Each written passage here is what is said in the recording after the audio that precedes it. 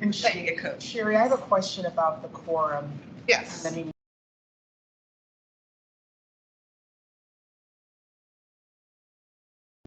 At the table or around the table, we have the voting members of the Developmental Disabilities Committee.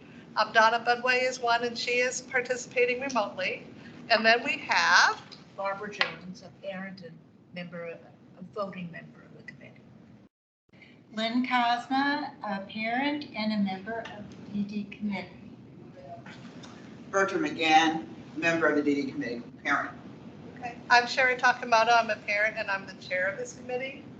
Then we have Tom Daly. I'm administrative assistant and the recorder for this meeting. Good evening, Maimuna Duckenfield, Division Director for Aging and Disability Services. and our fearless leader.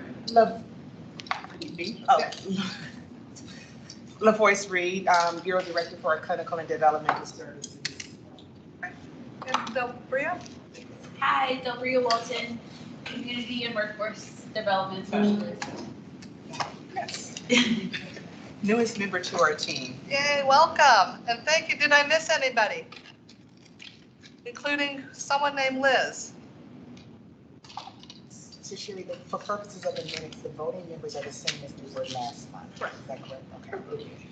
Could I get the name again of the person from the Chesapeake Volunteers of America? Carrie Cortez. Thank you.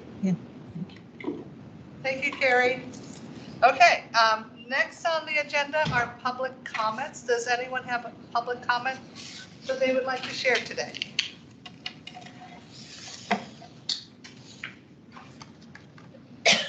Okay, everybody's welcome to provide public comment. We will not necessarily be able to discuss the issue that you bring, but we're always happy to hear from anybody who would like to speak.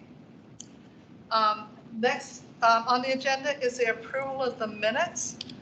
Tom is now providing our minutes in a format that is consistent with the other committees of the CSB. Thank you, Tom. I'll give everyone a couple of minutes to take a look, and if someone wants to move, if a voting member wants to move to accept the minutes, let me know.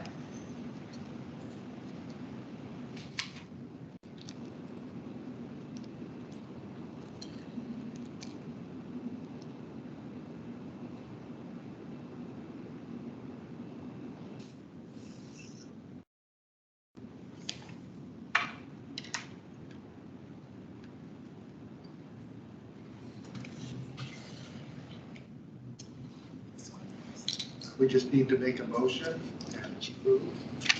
I'm waiting for So a moment. moved. So Thank moved. you, Donna. A second?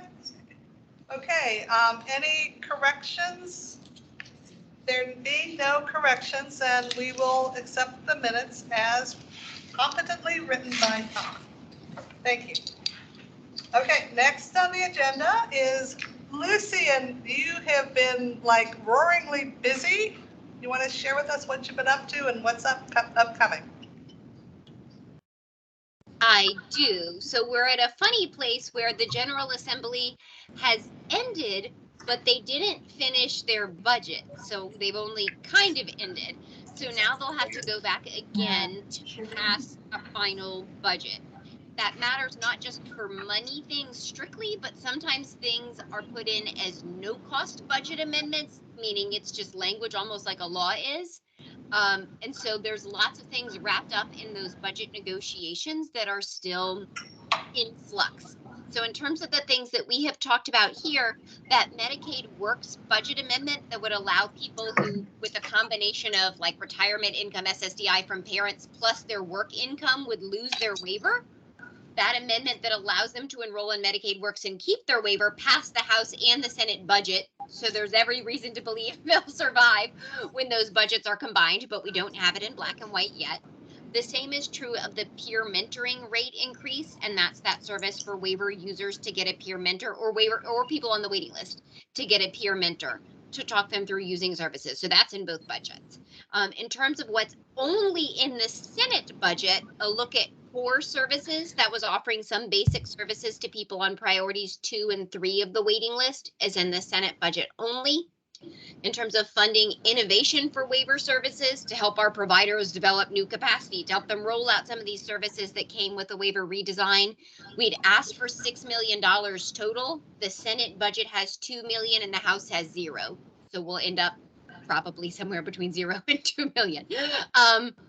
Both the House and the Senate budget allowed the $5,000 annual caps for assistive technology like portable tech, iPads, etc., and electronic home-based services to be combined.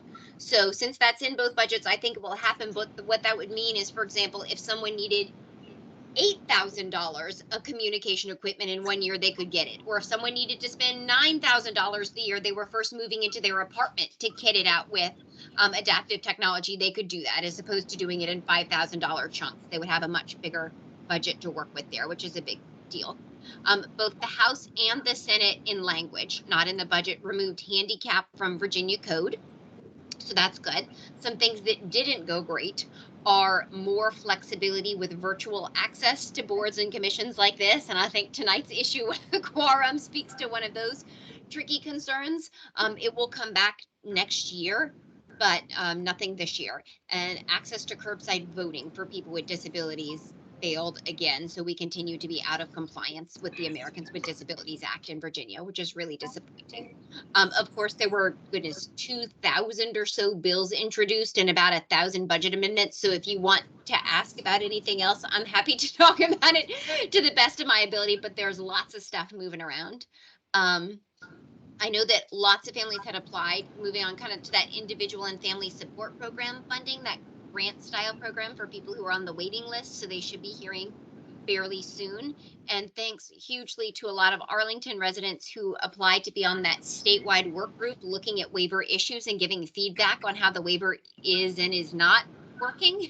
So I was just going to give a thank you to those folks and invite them to give updates as that group starts to meet. And then as a last quick reminder, we have lots of workshops always going on, but one that we have never offered before, we're offering in April, which is on federal benefits navigation. So just like we talked about, if you have a parent who worked for the federal government or the person with a disability works for the federal government, and we're trying to figure out how does that federal Blue Cross Blue Shield and federal retirement benefits and all those kinds of things impact that person with a disability. Some attorneys are presenting on that in April, and I'm really excited about it.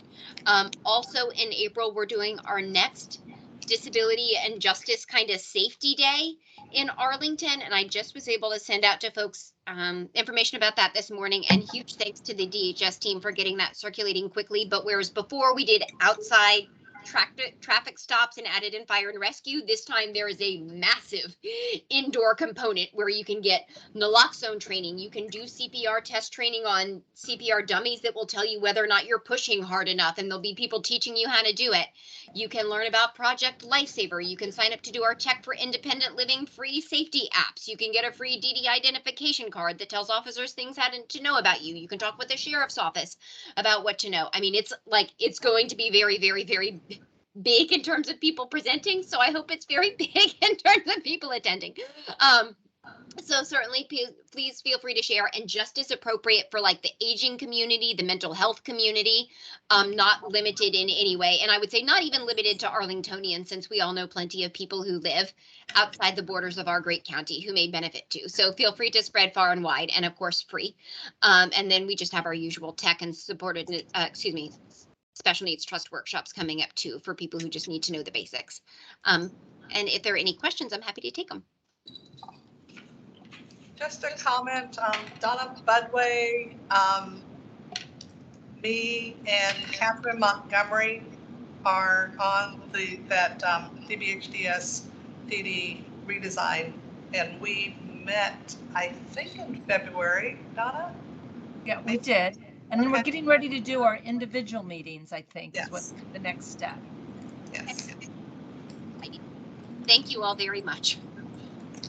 Yeah, that Anybody? was a great meeting, Sherry. I will just say, I mean, we were really, I think, like the group that I was in, people, it was just a great discussion, and it was very well run, and people were sharing ideas that maybe other people hadn't heard. I think it was a really, really productive bit of outreach. So thank you. We felt heard. Yes, absolutely. Yes. Thank you. Anybody else have any questions for Lizzie? Okay, well, then we're going on to the budget show. Who is presenting on that, I wonder? Sherry, thank you for your kind words. The budget show. I think I do a lot of these, and I think that's the first time I've ever heard it referred to as the budget show. So maybe I ought to take it on the road.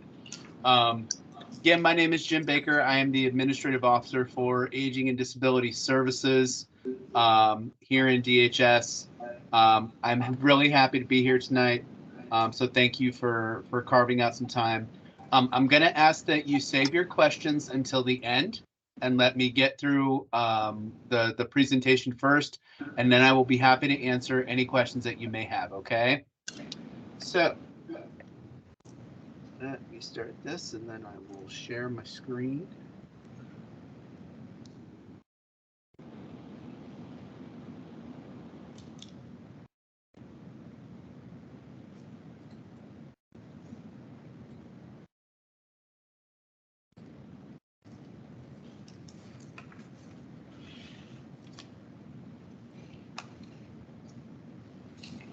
Let me know when you can see that. We can see it, Jim. All right, wonderful. All right, so again, thank you for allowing me to present to the DD committee tonight.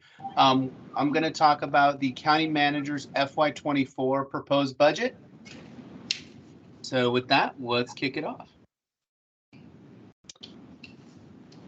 As soon as I get the slide to move forward. There we go. So I'd like to start off with some FY23 items of interest. These are some things that we are currently doing around the division and within even within DHS that we are currently engaged in FY23. As you all know, we are in putting the finishing touches on the redevelopment of 1212 Irving Street Group Home. You may recall that it was about this time last year that we were just breaking ground on the demolition, and we now have an expected completion date of I believe it's April 6th or 7th, in early April, and then we'll continue to continue our efforts to place residents in the group home and put the finishing touches on all the decorating and the furniture and all the remaining fun stuff that's left to do over the coming weeks. You know, we're really excited about that. The Jim, equity. I'm sorry, just I can't leave without asking. So you're saying that's scheduled to open in April, so you plan to be able to award the contract to run the group home and get people in by April? No, that's not what I'm saying at all. Okay. The construction of the home will be completed in April. Thank you. And then as we have kicked off the last couple of years, the equity efforts continue. We are continuing to examine target populations through data collection. Staff are going through the Leading with Race trainings. We have the Race and Equity Advantage Program, REAP, that is engaging in a lot of examination of our programs and processes and systems.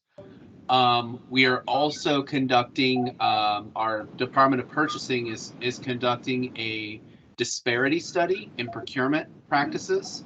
I believe that RFP was just released and they're evaluating the solicitations now, and it's going to look at how the county procures services overall.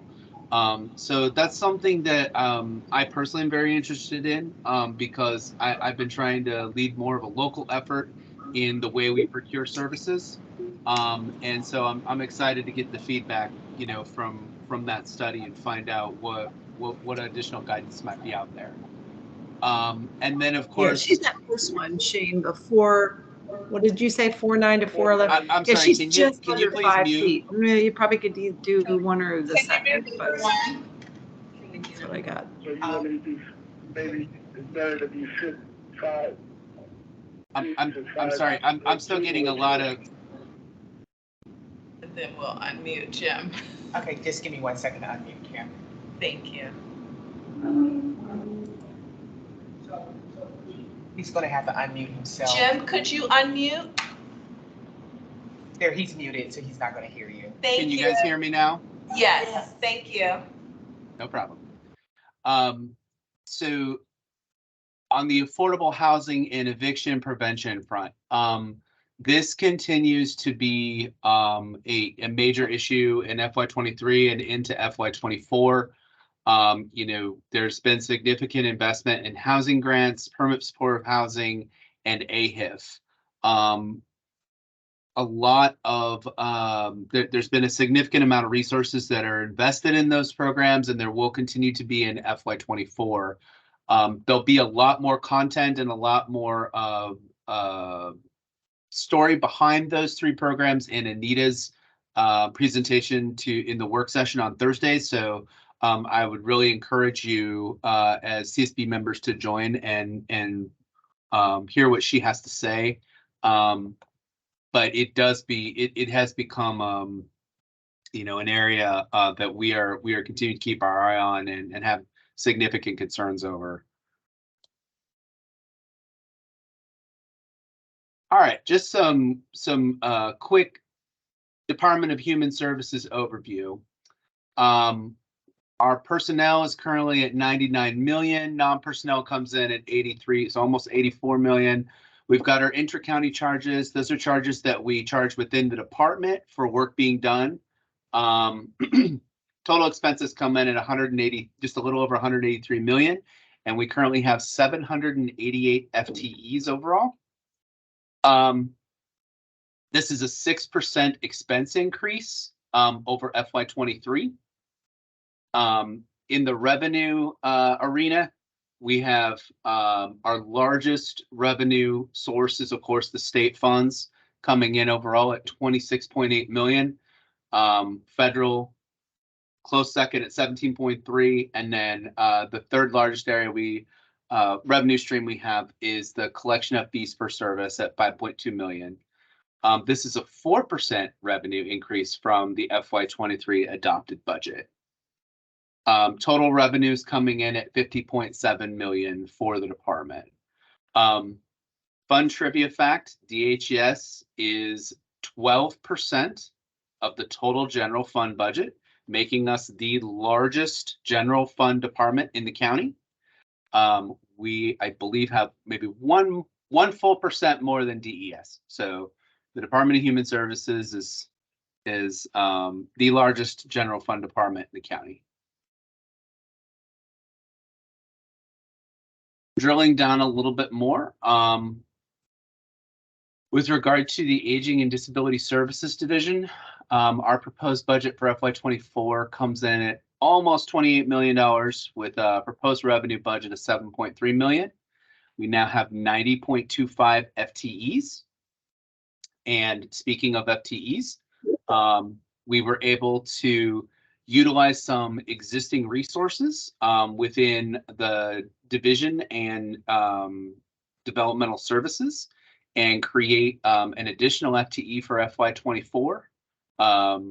Again, that's with existing resources. This was not a new FTE that we got from the county manager. We used existing county funding to create this FTE. Additionally, we added 5 new FTEs in the RAF program for the Dementia Services Grant.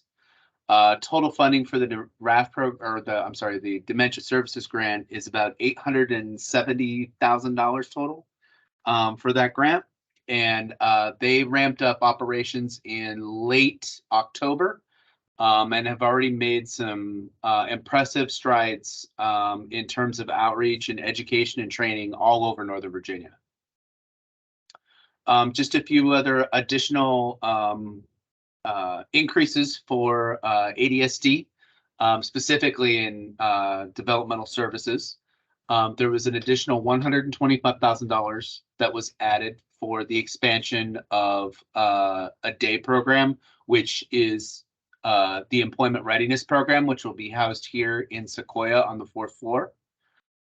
We also received an additional $412,000 for developmental services, residential services, to match the DMAS rate increases that occurred this last year.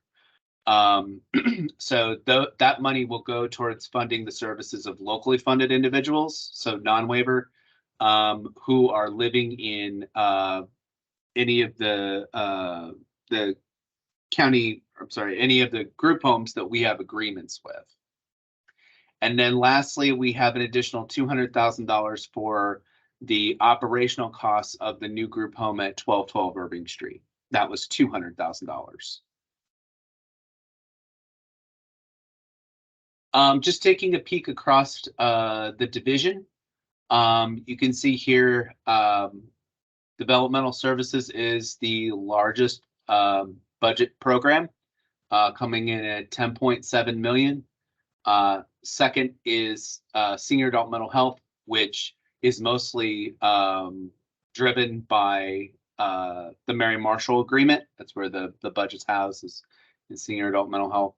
And then you see nursing case management comes in at third, with the community living program as one of the primary drivers for that, offering the home health services to our clients.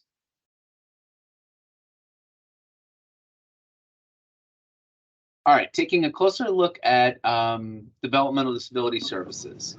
So, Jim, can you back up on that, on the previous slide, please? This one here? Yes, you had, the last thing that you talked about was some sort of services provided in home. What was that called? Oh, for the community living program through nursing case management? That's the NCM? Yes, correct. Okay, and is that something that was part of the developmental disabilities services before? No, it's So- always had oversight in nursing case management. So is that to both people with developmental disabilities and to seniors, or all to seniors? I believe it's mostly to seniors. I'm not aware of if developmental disability or intellectual disability clients are receiving services through CLP. That's something we would have to look into. Good question. Okay, thank you. I'm sorry, that was a clarifying question, so I'm breaking the rules. But Okay, no problem. Okay. Focusing in on developmental disability services. So you can see here, we've had steady increases across FY23 and 20, well, the actuals for 22, and then into 23 and 24. On the personnel side, we're seeing a 6.6% increase. That is due to this significant investment from the county manager's office and their directive from the board to provide salary increases to staff, as well as the increases for some county benefits, such as health insurance. I think that Jim, I'm sorry, Jim. Now, I just need to understand what it is that you're explaining, because before we've been looking at just the developmental disability services.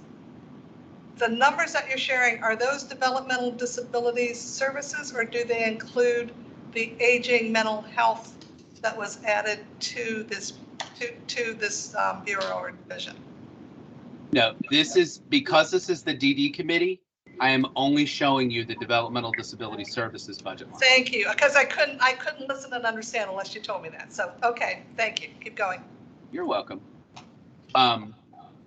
So again, the personnel increases are powered by the county manager's investment in employee compensation for raises, and there are also some increases in benefit amounts for health insurance and such. That's mainly where we're seeing the 6.6% increase. On the non-personnel side, as I said previously, we've got the conversion of the FTE, or I'm sorry, on the non-personnel side, we have the contractual increases and then the addition of the 125,000 for employment readiness, the 412,000 for residential services for the DMAS rate match, and then $200,000 for the additional operational costs at 1212 Irving Street when we do get that vendor hired or solicited and onboarded.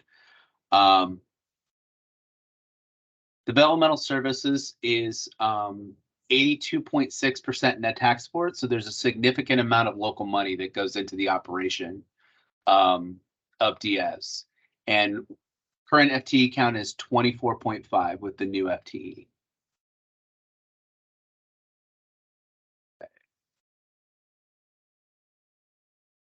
Here's just a breakdown by program within, and again, this is only developmental services here.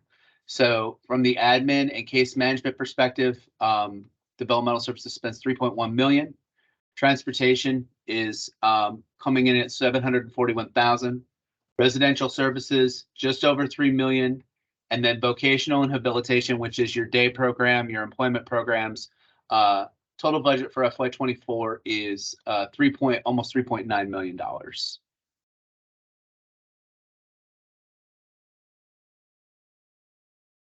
Revenues, as you can see, vocational and residential are funded. The revenue that they do get is funded mostly from the state CSB funds received from the state performance contract.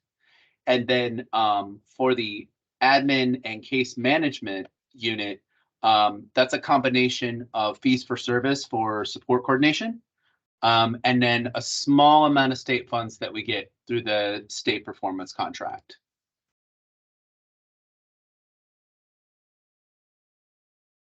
All right. I just wanted to remind you of some upcoming events. Again, I mentioned earlier that Thursday is from 3 to 6 is the Department of Human Services and Community Planning and Housing Department's joint work session with the county board. They will also go over the affordable housing presentation at that work session. You can catch it live stream on the website or YouTube. Again, it's from 3 to 6. I would highly encourage you all to join in and hear what Anita and our great folks have to say. March 28th is the public budget hearing, and March 30th is the public tax rate hearing. One other reminder on that aspect, if you want to speak at either one of those events, you do need to sign up ahead of time. You can find that information by following the link that I'm going to provide in this presentation on the there's a small form, quick form to fill out, and you can get yourself on the docket to speak. And then, of course, April 22nd, County Board adopts the FY24 budget. It'll be a Wonders Day. It sort of represents the end of a long cycle for all of us budget and finance folks. So we always rejoice a little bit on that third Saturday in April. Any questions?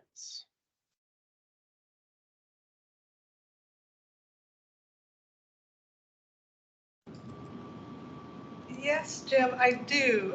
You said that the ongoing operating cost for the new employment readiness program is $200,000, and in the budget, 125,000 is being requested for 2024. Is that right?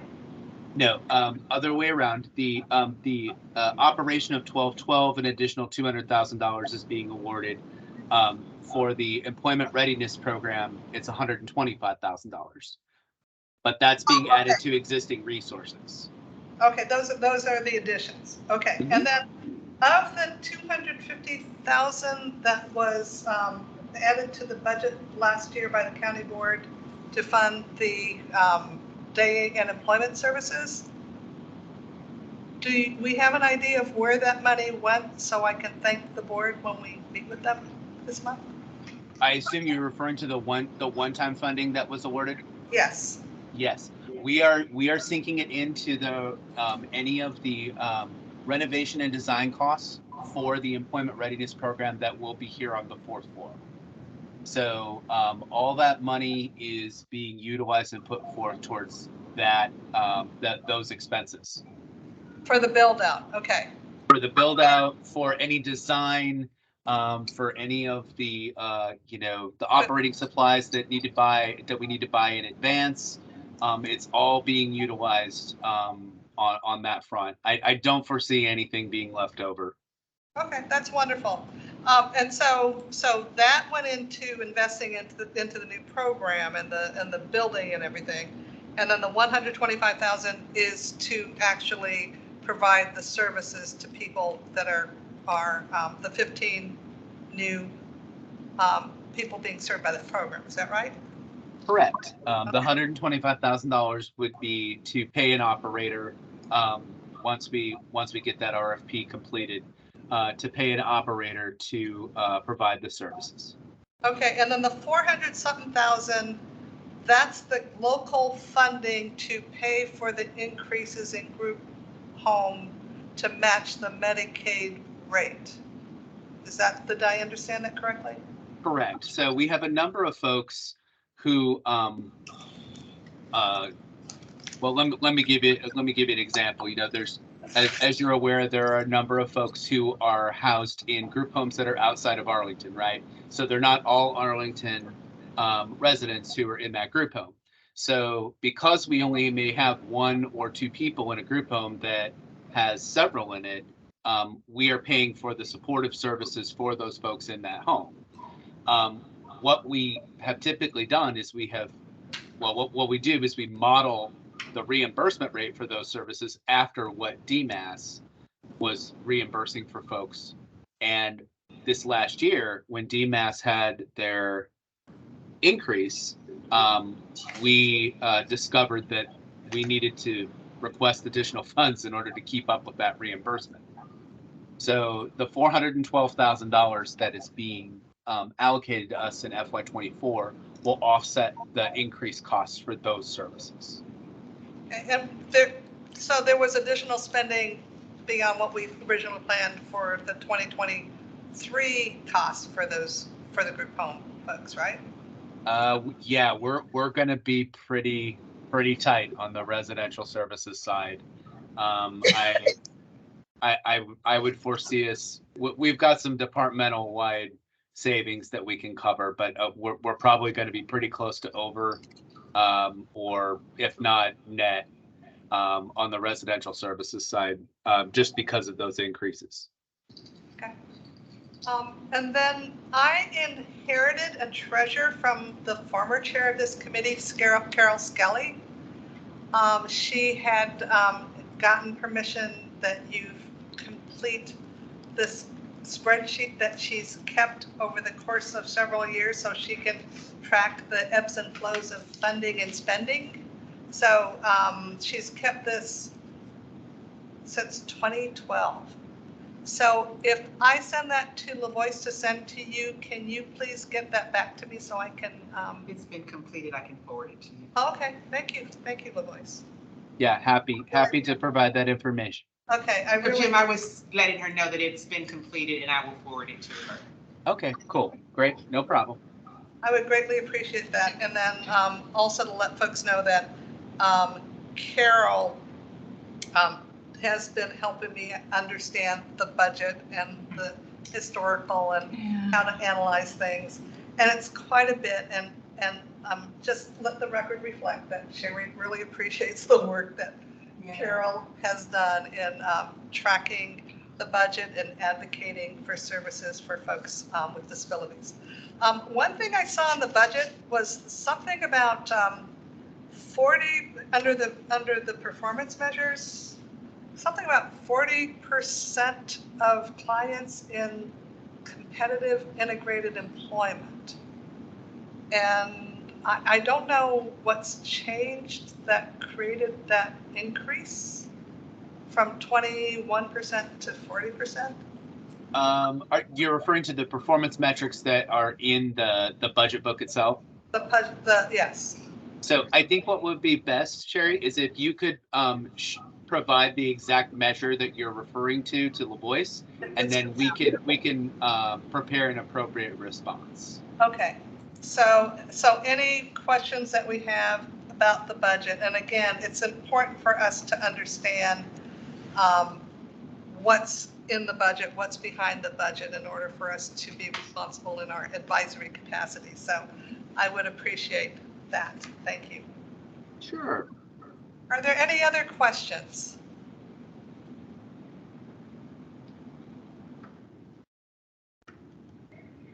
Thank you, Jim. We really appreciate your detailed understanding. Just for future presentations, one of the things that I'm trying to do is make sure that people who haven't been doing this work, and including myself, for many, many years, and there's a lot of acronyms. For the next time you did the presentation, can you please spell out all those acronyms for us? Yeah. Sure. Just for your own information, that this was an issue of space. I couldn't spell out all of the program names like within the tables. That's why they're acronyms. Okay.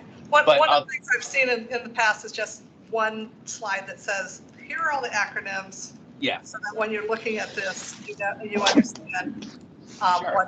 what's going on. I'll tell you what I'll do though, Sherry. When I send the presentation, I can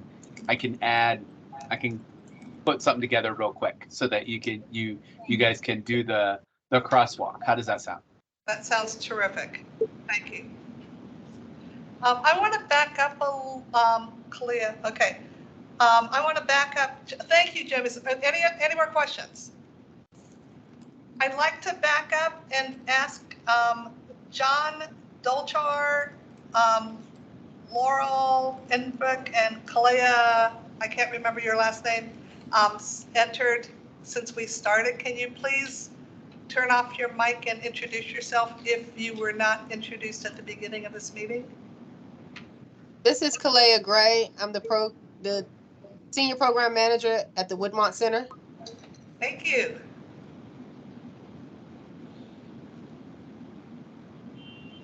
Anybody else who entered? And is someone named Liz still here?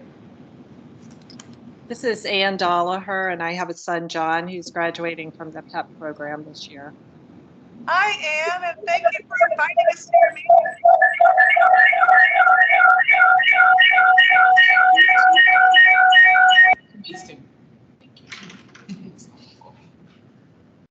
Anybody else who entered, who came in since we started?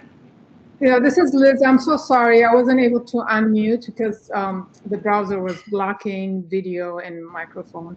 But I'm here. I'm a parent, and I'm interested in all the discussions going on. Thank you. Liz, do you want to share your last name? It's not required, but do you want to share your last name with us?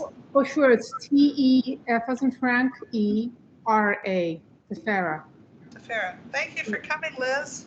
Thank you for having me. I'm obviously responsible for all that. It's Lord Edelbrock. Thank you. I have a daughter graduating from PEP. Thank you, Laura, for sneaking in there. We appreciate it. Okay, next on the agenda, we have LaVoice presenting on what's going on with the graduates. So, Ann and Joy, here's your chance to learn what's going on the CSP side. I certainly hope so. I just have a brief update on our graduates for FY24. I do not have a PowerPoint with this information. It's very simple. Can you all hear me? Okay. So for FY23, the current year that we are in, we have a total of 24 students that we are currently engaged in transition planning for. And by that, we are working very closely with the Arlington Public School transition coordinators. We meet with them once a month, and we've been doing so since since September of last year, and we discussed the various interests of the individuals and their parents, and that all gets represented at the transition meeting, where we just discuss, next steps, planning, resources, and different things that are needed in planning for those students. Of those 24 students, we have identified that 15 of them have expressed interest in day support as an option for their adult transition services. 6 have expressed interest in employment. And of those 6, most of them are, if not all of them actually, I believe, are working, currently working in employment, in independent supported employment with little or no support. And then we have 3 that are exploring self-directed services. Going back to the 15 that are day support, of that number, we have 9 that have expressed interest in our to be developed employment readiness program. As you may recall, that program will have a capacity of 15, and we have been prioritizing 11 slots for our current year graduates. Also of that number, we have 12 of them that are on the waiver wait list. We have 6 of them that have waivers, and we have 5 of them that are not eligible for the wait list, meaning that they did not meet on the BIDES, but they are otherwise individuals that it has been determined have a developmental disability according to the Code of Virginia. And we have 1 that is in assessment and evaluation that was just recently referred, but we are concurrently nonetheless planning for that student in anticipation of them being found to meet criteria for services. And that is what I have. So, go ahead. Yeah, thank you, LaVoice. At the last meeting, the question was answered that transition services must begin at age 14. Can you tell us the age breakdown of these 24? Are These are all, so the transition at age 14, that is an APS. That is something under IDEA that is not applicable to adult services. So these are all individuals from the current year. However, that does remind me that of that 24, 6 are what are considered recovery students.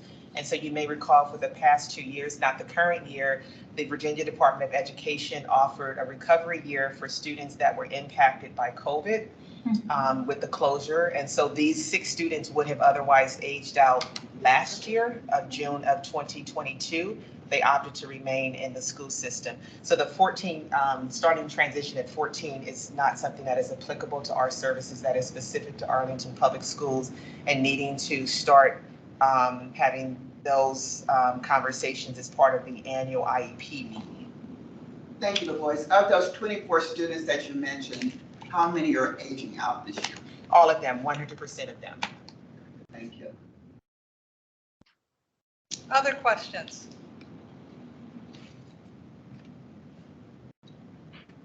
I have a question about, both, go, who has a question? Joseph Albert. Hi, LaVoice. I was wondering what, and I may be incorrect here, but out of these, has any of the, what options or discussions are housing services ever discussed or talked about during these with these services for these individuals? It is something that is discussed. It is not necessarily discussed as part of the transition planning. So for the transition planning, we're largely looking at students transitioning from the school system to adult services, not necessarily where their residential services are. And part of that is because the vast majority, and in this instance, all but one of them, they say they're remaining, so there's no change with their transition.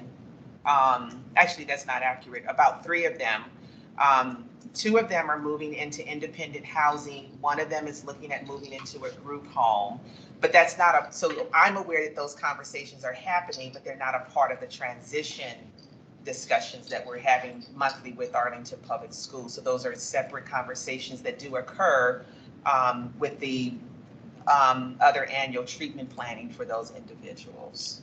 Okay, so those occur outside of, but there is transitions that occur either way. Definitely. But they occur out, okay. Yeah, that's kind of what I was trying to get at. Yeah, they just don't occur as part of the transition, the monthly transition meetings. Okay, I really appreciate it. Thank you. You're welcome.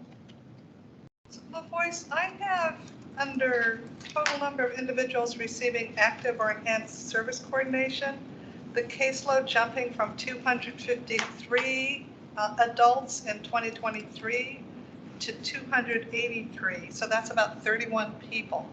You're losing me. Does that have something to do with, did we shift topics? No, I'm talking about transition. So I'm assuming that I assumed that the 31 additional in the budget were students transitioning. I don't think that there's a core. I'm lost, Sherry. Okay. Like when I talk, and for me talking about transition, I'm specifically talking about transition from Arlington Public Schools to adult services. If you're talking about enhanced case management, is that what? No, I'm talking about the caseload. I'm talking about the jump in about 40 overall total number of individuals served and 31 adults served in active or enhanced support coordination. So yeah, I would have to look at that data. So I would go back to Jim's response to the other question. If you have a question specific to what's in that budget book, it would be helpful to put that in a separate question that you could submit for us to look into that. Because I would have to look at the data for that to respond to what you're looking at, what you're referring to. Okay. Are there any other questions about transition services? Joy, you're welcome to weigh in here if you want. Or Anne? I'm still here. I was wondering if what the numbers that you were just referring to, I wonder if it's higher because there were some students who were receiving those extra year. Do you think, LaVoice, that has anything to do with that? If what has anything to do with what? I'm sorry, I'm not understanding the question. It's okay, Joy, because LaVoice knows how many people are coming from the high school. And she told us that 6 of them were the ones that got the extra year. So I'm just going to ask a question to how does this add up to 31? You know, what's the difference? So thank you, Joy, for that. But do you have anything else you want to add about the transition planning? I know that you folks are working very intently on the transition. Yeah. So like LaVoice said, we do meet with them once a month for all of our students who are exiting, but also, you know, we have our larger caseload of students who aren't yet exiting, but we're still, you know, communicating and trying to help those, the parents and the individuals, you know, identify what the vision is, like what the end goal is, whether they're thinking day supports or supported employment. You know, every year APS has a transition fair and, you know, we invite all of the parents. And so at the transition fair, we always try to make sure we have lots of, like Service Source will be there, Melwood, you know, lots of different agencies come. So we just try to, you know, make sure that we have opportunities for families to kind of explore what all the options are for transitioning. Thank you, Joy. And Anne, as a parent of a transitioning student, do you want to share anything with the committee?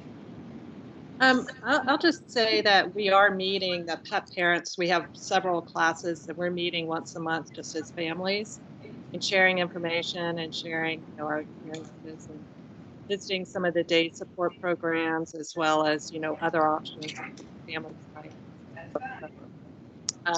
And we have shared about this meeting too, so hopefully, you know, we'll have more and more people who are attending these because we're certainly, I think, at the point where of great interest. Great. And LaVoice and I have offered to come to a future meeting as it fits in your schedule and our schedules. That would be wonderful. Yeah, I'll send you some names. Okay. Thank Great. you.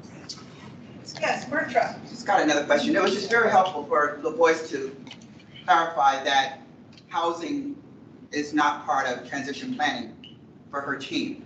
Could we maybe get a breakdown between APS and DBH in terms of what aspects of transition they lead or that they're responsible for, including education, employment, housing, and the others that were mentioned, that were already mentioned. No one has mentioned employment, no one has mentioned education, no one has mentioned housing. So it'd be great to know how they are allocated between those two agencies. Thanks. And if I can clarify, transition planning for residential services is definitely something that our team, our support coordinators, have conversations with individuals about. It is just not a part of the monthly transition planning that we do across from Arlington Public Schools and adult services, because we're specifically looking at what is the student going to do in terms of day support, employment, their meaningful day. So that's the purpose of that. There are other conversations that happen within developmental services about an array of other types of transition. They just don't occur in the course of those monthly meetings.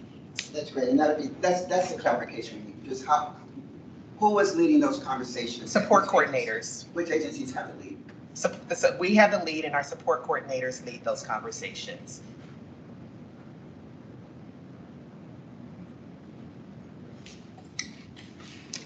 Dina, did you have a question or comment?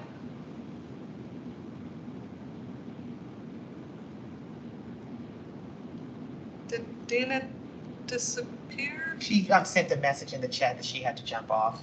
Oh, okay. Okay, and LaVoice, in previous years, you've had folks interested in going to post-secondary like Nova or something. Do you have any, is anyone expressed interest this year? No, not this year. Can I ask? Of course. In looking at this, the numbers you just gave, it, there's 24 students. 15 of them have already said they want to go to day support. How would you characterize those students? Are they, because there's been so much discussion about presenting employment first. Yeah. And right away, that number of 15 out of 24 has already said, we don't want employment, we want day support. Is that the parents' choice, or is it the type of students you're dealing with? Are they people for whom supported employment or other options would work? It's always the individual or the legal guardian's choice. It's never our choice. What we are shifting, as we talked about previously, is just leading the conversation, starting with employment. And it doesn't mean that we don't discuss other options. They're just telling you they don't want it. Well, they're telling us what their choice is. And some of them, at least of that 15, 9 of them, if you recall, are looking and interested in employment readiness. So they're not saying they're not interested in day support. They are interested, and the team concurs, and this is part of some of our conversations in the transition meetings as well.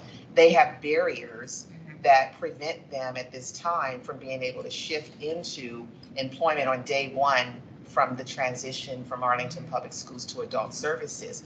So I think that's pretty significant that of that 15, 9 of those individuals or legal guardians are saying we are interested in employment, just not at this time. And the employment readiness program presents an opportunity for them to get ready for employment. That's interesting. So there is a significant shift of the 24 that are geared towards employment, and several of them through the employment readiness program. Okay, see how they do.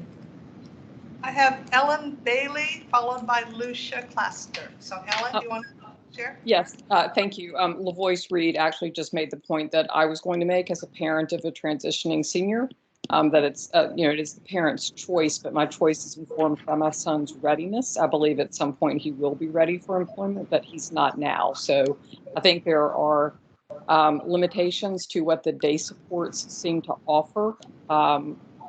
There's a gap, if you're not ready for employment when you are ready to transition based on age, but you're showing development and employment potential. I really applaud Arlington County for developing a program that's going to continue to build employable skills and hopefully position my son to engage in supported employment, that would be my choice for him. So I just want to say thank you and also agree with the point that LaVoice was making. Lucia? Yeah, LaVoice, I was just wondering, there's 9 of the transitioning students going to the pilot program, and you said say that again. we missed some of what you said. The pilot program will have 15 total, of which already 9 are coming from this year's graduating school students. You already have the other 6 spaces filled. And the second question is for next year, when we have graduating students a year from now, how to make sure there's enough space for them for that. Right, that's a very good question. For one, it's not a pilot program. It is an adopted program, so we are proceeding beyond just being a pilot program. And we would be at capacity, but the idea, if you recall, is also for individuals to transition out of the program. So the employment readiness program is not designed to have students remaining in this program for several years. The idea is to look at barriers and obstacles to employment. It will be very person-centered in terms of working on outcomes for a particular student or individual in hopes of transitioning them to group-supported employment, individual-supported employment, and that will take longer for some students than for other students. We also are looking at 4 of those spaces being designated for individuals that are currently in a day program, but that have expressed an interest to employment and for which there might be some barriers. So we do hope, and I can't put numbers on it, that come this time next year, that we will have individuals that are ready to transition out of that to, say, group-supported employment or even individual-supported employment, and it'll be staggering, so that we will year to year have individuals that are moving and shifting out of this program and being able to support new people coming into the program. But we will probably never have a time where we'll be able, because now the program is opening, so we have 15 vacant slots. We probably will never have the opportunity to have 15 open slots in this particular program again. But we are, it is fluid in terms of people moving in and out. Joe, do you still have a question? Actually, Lucia actually asked my question, so I appreciate that. Thank you. So.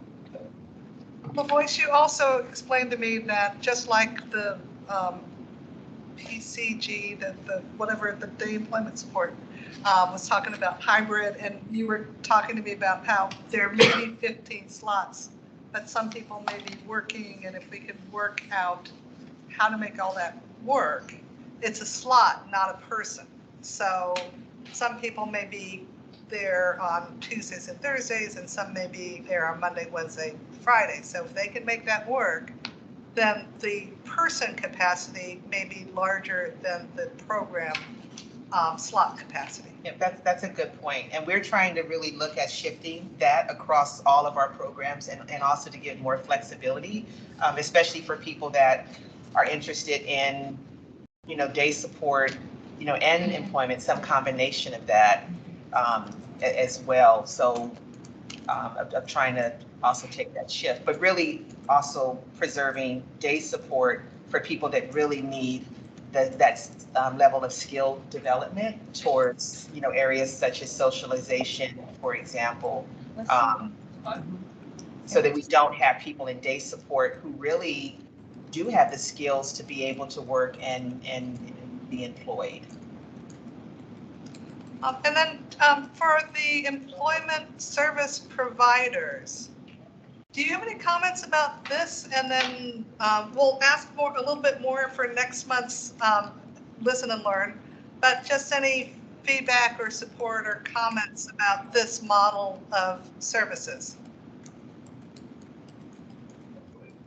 Can someone let Carol in, please? I don't see anybody. She says waiting in the lobby. So any of the employment service providers interested? Here she is. Hey, any of the employment service providers have comments or about this employment services program? Okay, there being no comments. Any other questions? Yes, Barbara. LaVoice, do you already have a plan for staff for this new program and a curriculum, or that's yet to come? That will come from the contracted provider. So we are not operating the program directly. The county is not. We, in fact, just closed the RFP on Friday. So we are eagerly awaiting, literally as we speak, word from our purchasing office on that. Right. Good. On a decision. No, it just closed on Friday, so there's no Okay, so, decision. So yeah. we're just waiting to see what was submitted. Just hoping, okay, great. Okay, so do you want to share any other staff updates, Lois? Yes, I can share.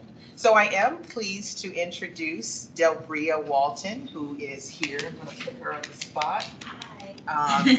Today. Delbria is our, as you know, we had created a new position to really help in supporting implementation of several of the recommendations from the public consulting group work plan or recommendations. So it's a public consulting group study that was done, and also being able to sustain those as well as we develop and expand employment.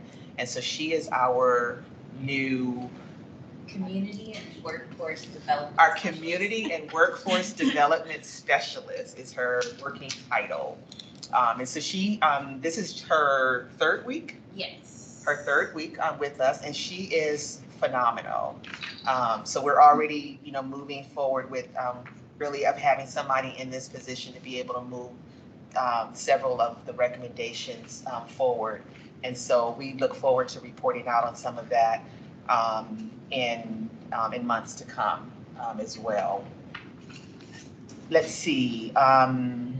We are also looking to fill Elizabeth's position still. So that position closed last Friday as well. And so hoping to get started with interviews. Remind us what Elizabeth did. Elizabeth was our employment, habilitation, transportation contracts manager, which is now contracts analyst.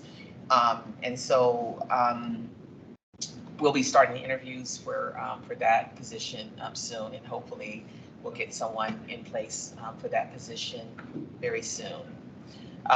Jim has already given you the update where Irving Street is concerned, so I don't have anything to really add to that. We are on the program side. The RFP for the operation of that home closes tomorrow on the 8th. And so we look forward to getting that process rolling in terms of identifying a provider for the home.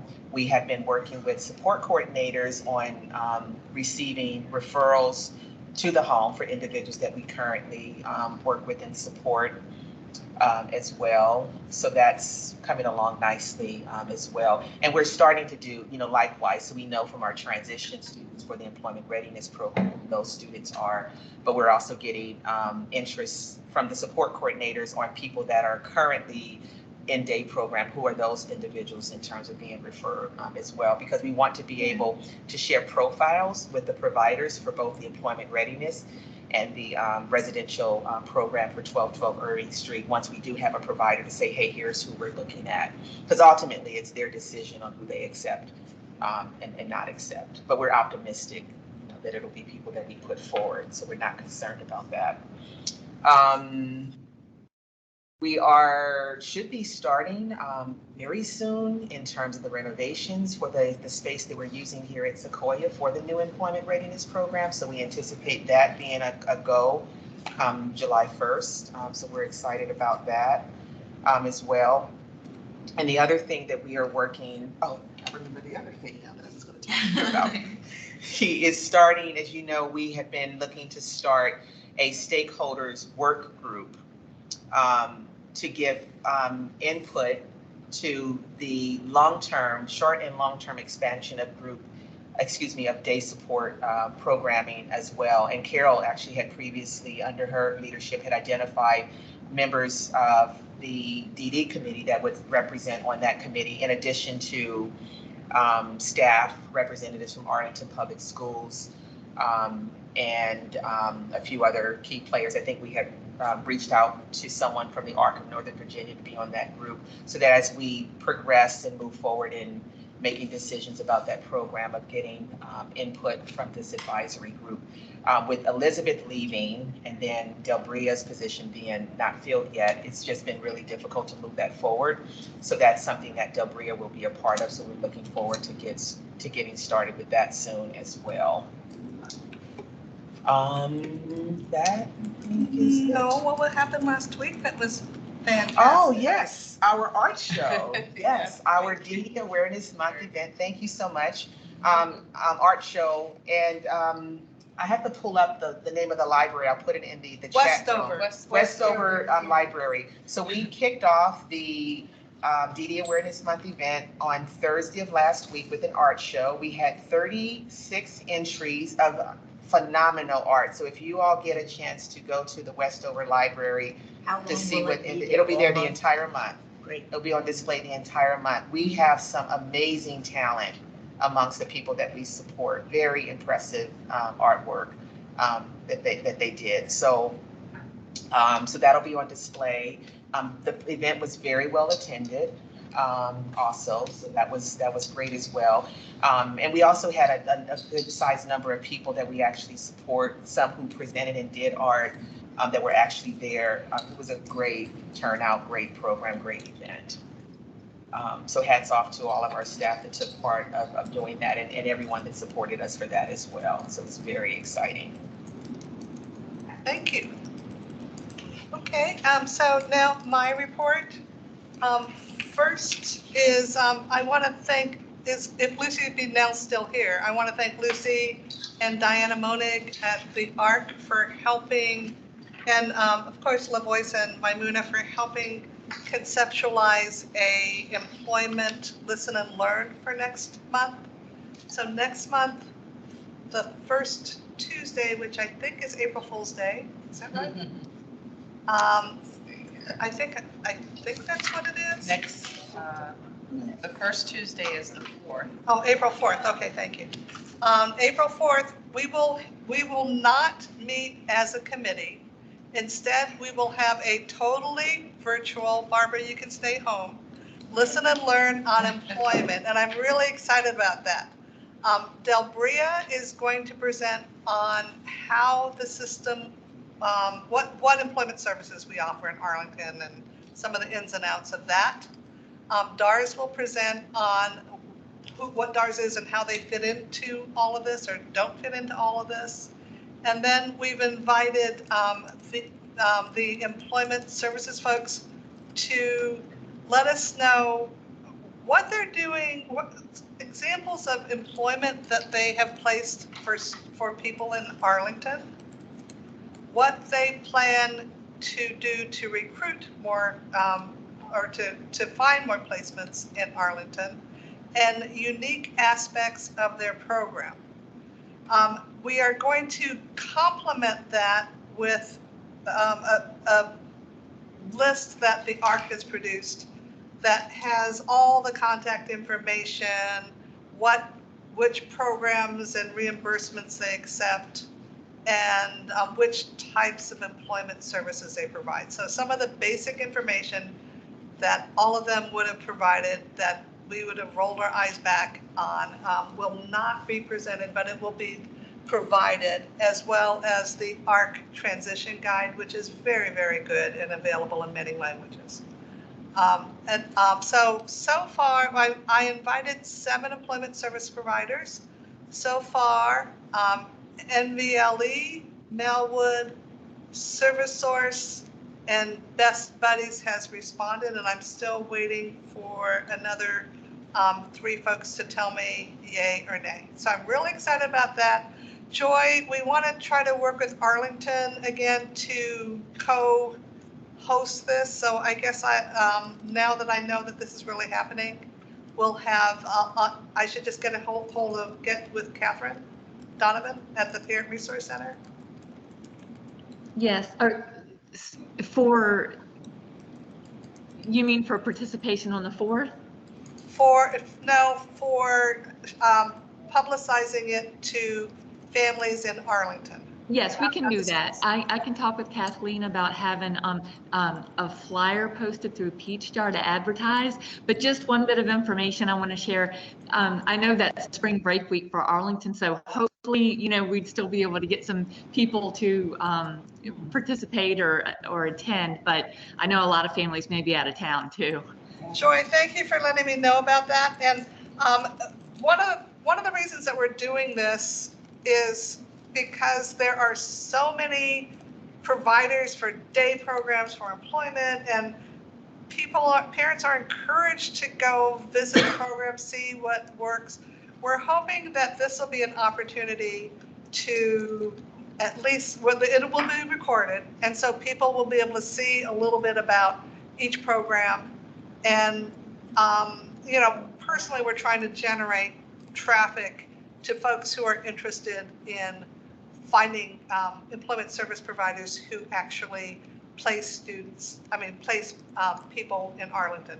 Same for people who are in day services and want to put their fingers in toes in the water about employment services and want to know more about it.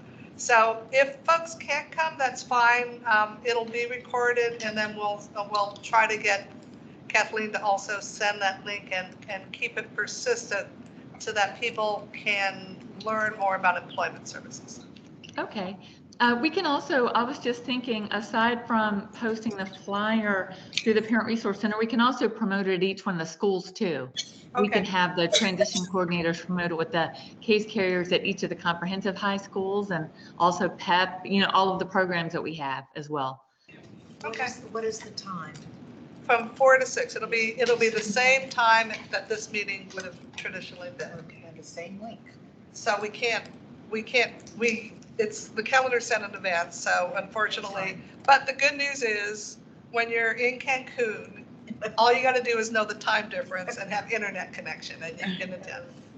So please let folks know. And Joy, even the Medicaid one I know we had elementary school parents that were interested. So the more people can think about work as an option for their young person, I think to some extent, the harder they're going to work to help their children succeed in school so that they are in a better position to succeed in life. So thank you for that. And then also, having listened to a parent of a transitioning student, how overwhelming it is to figure out there's the day programs and the employment programs and all this other stuff. Where do I even start? So now we have to share information with each other. I'm asking 5 to 7 minutes, not 10 to 20 minutes on each program, because it's basically a commercial for your program. We're going to have how to find you and which vendors you accept on another piece of paper, so you don't have to share about that. We want to hear about the exciting parts of your programs. So that will take the place of the April meeting. And then in May, we are going to ask DHS to present on the performance measurements, not necessarily the ones that we do for that teeny tiny little piece of state-funded CSB money spent, but what are we doing with the students to the extent that we can, who are receiving both, say, locally funded day support and Medicaid waiver funded day support, for instance, so we can have a fuller picture of what's going on. So if anyone has any questions about performance that they want to share with us as we discuss the types of measurements that will be planned, please let me know about that.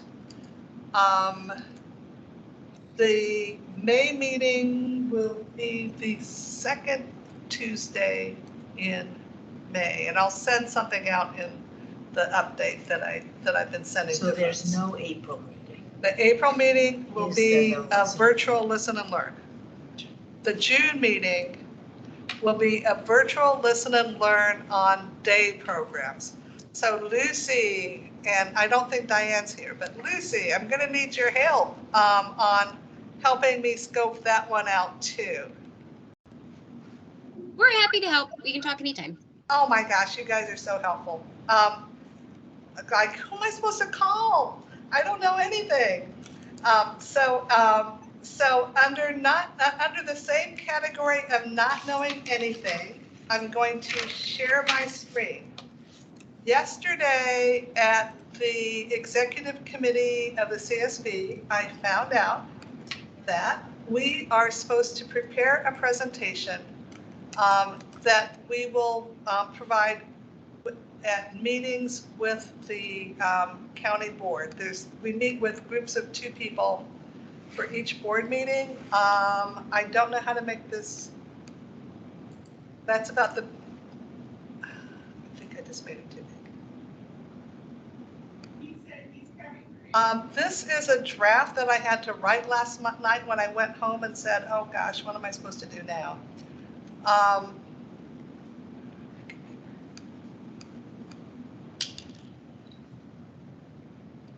And already I'm changing one thing because my Muna gave me some feedback.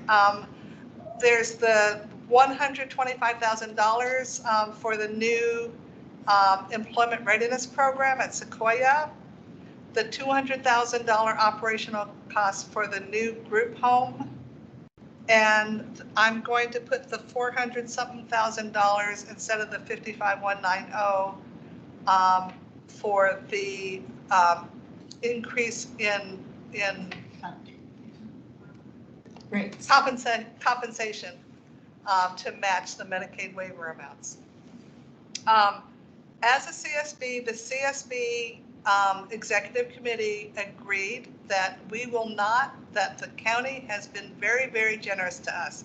As you see, the DD community is getting a new group home and this employment readiness program.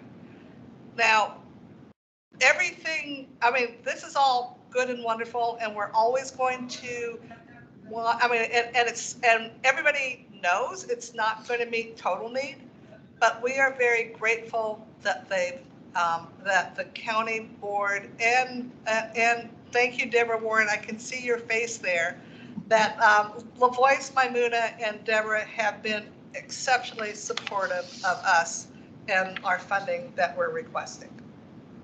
So, so the first point is we're appreciative, and that we want to make sure that, and just remind them that as the population grows, our need for more people is going to grow, just like they increased the budget to accommodate the additional folks that will be served in the coming year.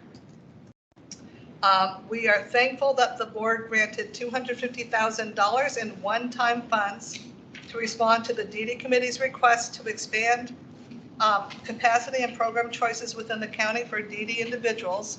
As Jim shared, that has gone to set up the new employment readiness program here in Sequoia. And which will be operational in July, yes. In fiscal year 24, this is the part that I need help with, LaVoice. In the budget, there's an additional 31 individuals who will need active service coordination.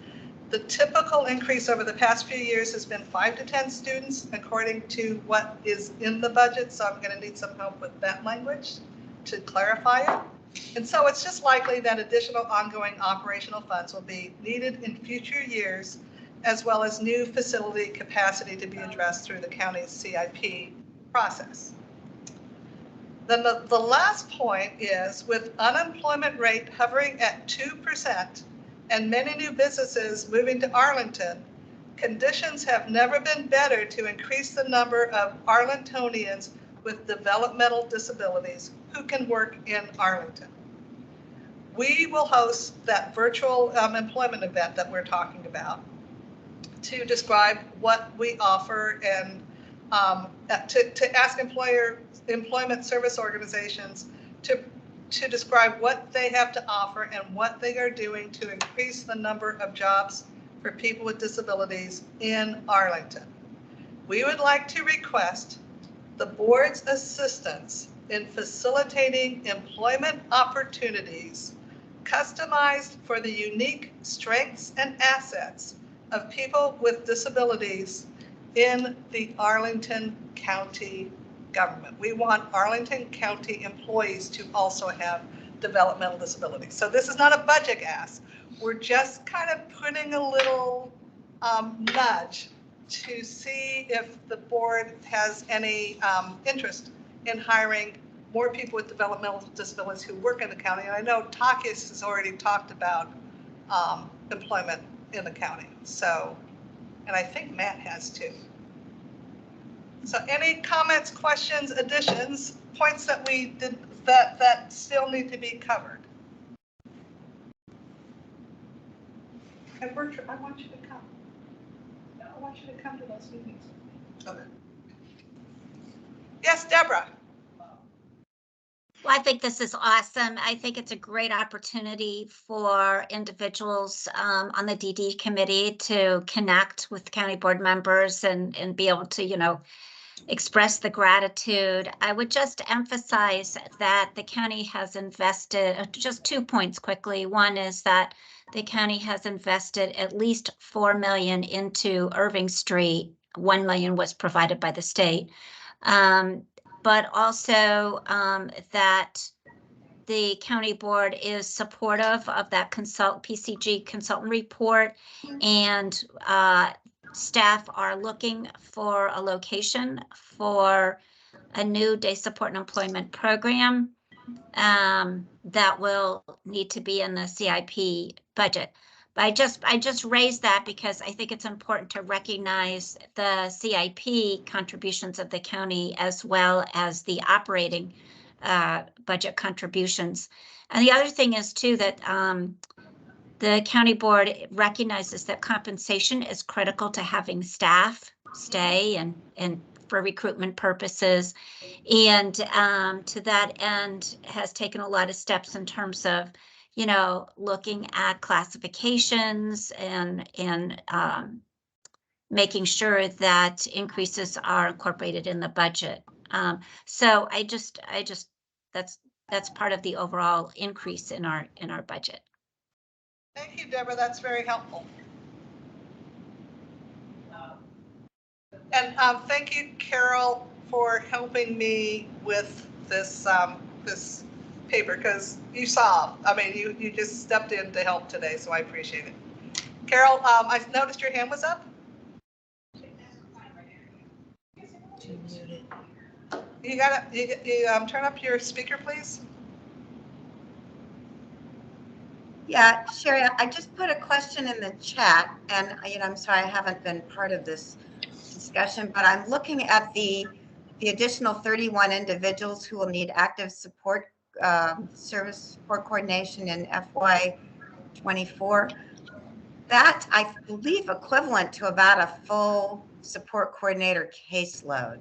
So I'm just asking the question of whether any consideration was given to adding another support coordinator. You know, the majority of that cost is reimbursable by Medicaid, so it's not a cost to the county. However, you do have to ask the county for the FTE. So I'm just putting that out there because I'm curious about it.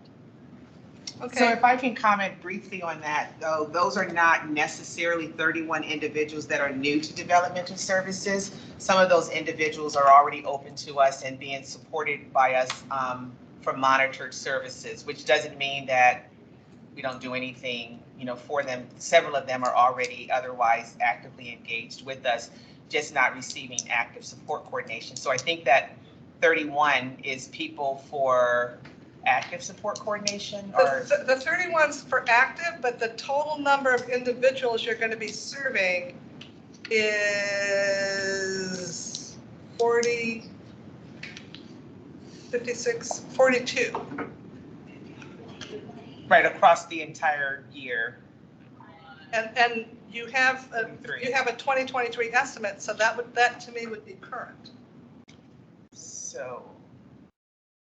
But right, Carol, but it still represents people that are a vast number of those people are people that are currently open to us.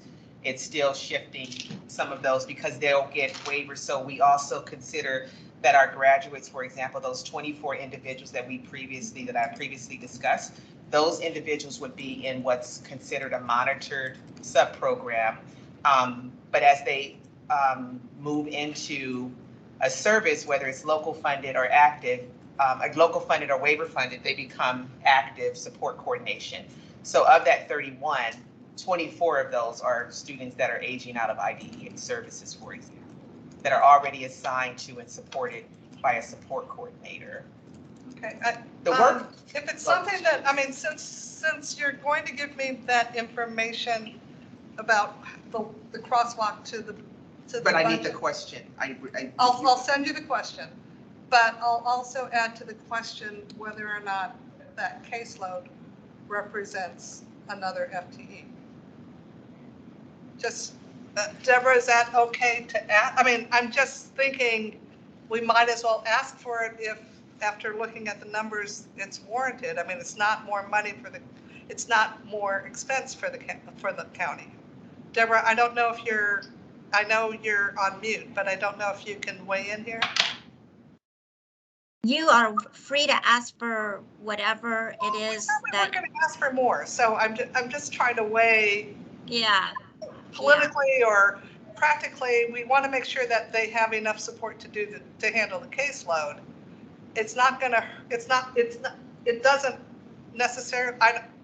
I mean, as Carol says, we don't think it adds to the bottom line in terms of the budget, and as we're sharing, I mean, that's a lot. I mean, a lot of the increase this year is going to developmental disability services. Yeah.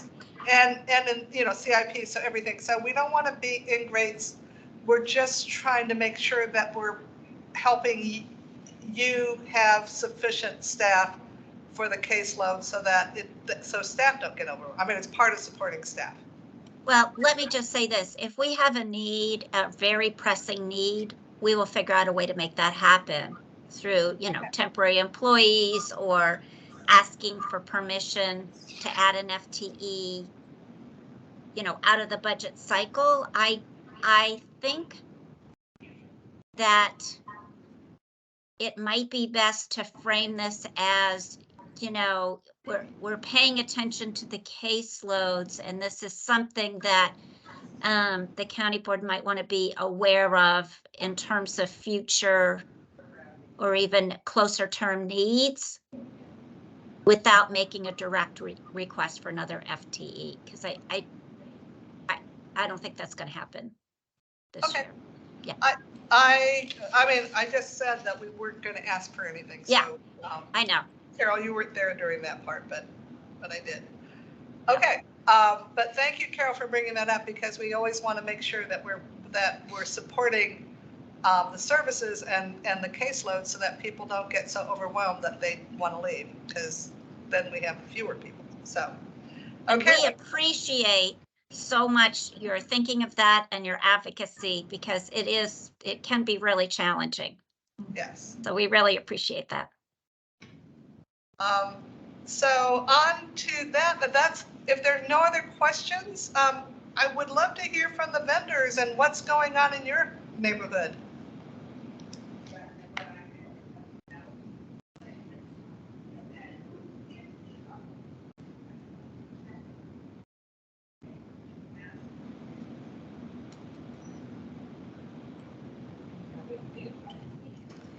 No one's raising their hand. Okay. We're not going to call on people. So. They might need to unmute if someone is talking. I don't see that anyone's talking. No one's highlighting or flashing. April's here. We haven't. And Carrie Cortez is here. And Terrell is here. So we have CRI, VOA, and Is April still? She's still here. She's on mute though, so she might have stepped away. And she's still here. Carrie is still here. Kalia is here. So there's several providers that are. Any providers want to share? I know we always give you 30 seconds to talk about something. Carrie, did you come on screen for a reason? Sorry, I missed the previous question, but I did want to. Time for vendor reports. Nothing really. We are also celebrating Developmental Disability Awareness Month with art and creating the life I want. And so I just wanted to share that. And I just look forward to hearing about all of the new stuff coming next year for you guys. It's exciting to hear it. Thank you. Any other vendors?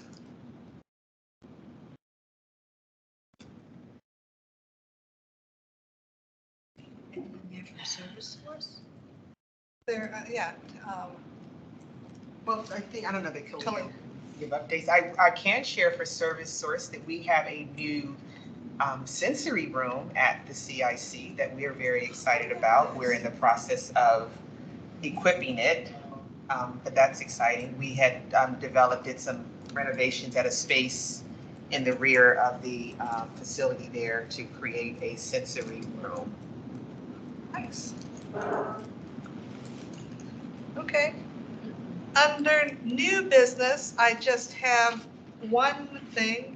The mental health subcommittee has spent a fair amount of time considering how they should be involved or how they might be involved in the contracting statement of work process for contracts, for RFPs, the statement of work for RFPs that are especially relevant to mental health services like residential services or other types of things, not for reams of paper, but for the service side of services. They plan to present their, I believe they plan to present their proposal after feedback from the department at the April CSB meeting. So at the May meeting, we may want to take a look at the work that they've done to see if, I know that that's something Carol was pushing for and others have pushed for over time, to do something for the committees to be more involved in the contracting process, particularly the statement of work. LaVoice for the group home, for the Irving Street contract, as Dina and Lynn gave me feedback, and Joe, that she incorporated a lot of the ideas into the statement of work. So to some extent, you have already been doing that, LaVoice. So it's just something that I just want to let folks know that we will piggyback off, or we will piggyback or take a look at what mental health committee has done to see if, and again, that's all being done within the department with the folks who will make sure that while the state statute says that the CSBs are supposed to be involved in contracting, we don't want to do anything that is not going to be consistent. Our MOU also says that we will be consistent with Arlington County processes. So it's just something that's coming down the pike. Is there any other new business or comments or announcements? Deborah, you want to comment on that?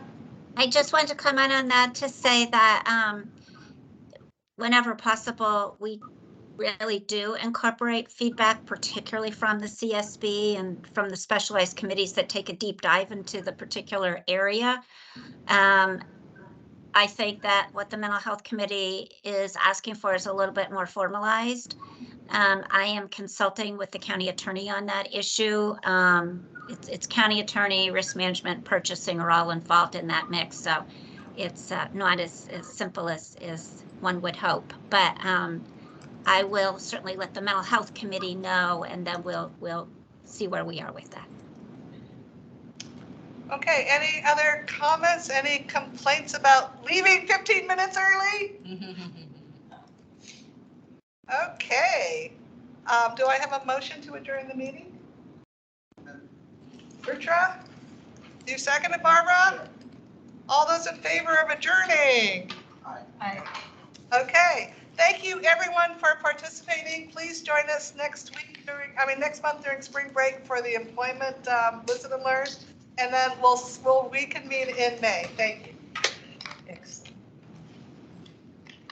Bye. Good night, everyone. Night. All right.